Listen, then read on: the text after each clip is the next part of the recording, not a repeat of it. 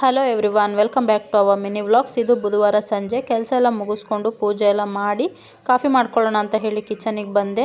ಬೆಳಗ್ಗೆ ಟಿಫನ್ಗೆ ಪಲಾವು ಮತ್ತು ಮೊಸರು ಬಜ್ಜಿ ಮಾಡ್ಕೊಳ್ಳೋಣ ಅಂತ ಹೇಳಿ ಮೊಸರನ್ನ ಹೆಪ್ಪಾಕ್ಕೊಳ್ತಾ ಇದ್ದೀನಿ. ನಮಗೆ ಬೇಕಾದಾಗ ಮನೆಯಲ್ಲೇ ಫ್ರೆಶ್ ಆಗಿ ಮೊಸರನ್ನ ಮಾಡ್ಕೊಳ್ತೀನಿ.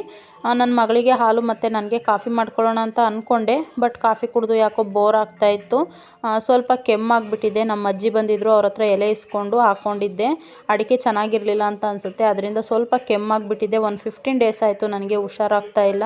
ಟ್ಯಾಬ್ಲೆಟು ತೊಗೊಂಡಿದ್ದೀನಿ, ಜೊತೆ ಕಷಾಯನೂ ಕೂಡ ಮಾಡ್ಕೊಂಡು ಕುಡಿತಾ ಇದ್ದೀನಿ. ಆದ್ರೂ ಕೂಡ ಹುಷಾರಾಗ್ತಾ ಇಲ್ಲ. ಮಾತಾಡಿದ್ರೆ ಸಾಕು ಕೆಮ್ಮಾಗಿಬಿಡುತ್ತೆ. ಅದಕ್ಕೆ ಮಾತಾಡೋದನ್ನು ಕೂಡ ಸ್ವಲ್ಪ ಕಡಿಮೆನೇ ಮಾಡಿಬಿಟ್ಟಿದ್ದೀನಿ. ಹಾಗಾಗಿ ಸ್ವಲ್ಪ ಮಸಾಲೆ ಟೀ ಮಾಡ್ಕೊಳ್ಳೋಣ ಅಂತ ಹೇಳಿ ನನಗೆ ಮಸಾಲೆ ಟೀ ಮಾಡಿಕೊಂಡು ನನ್ನ ಮಗಳಿಗೆ ಹಾಲು ಕೊಟ್ಟೆ.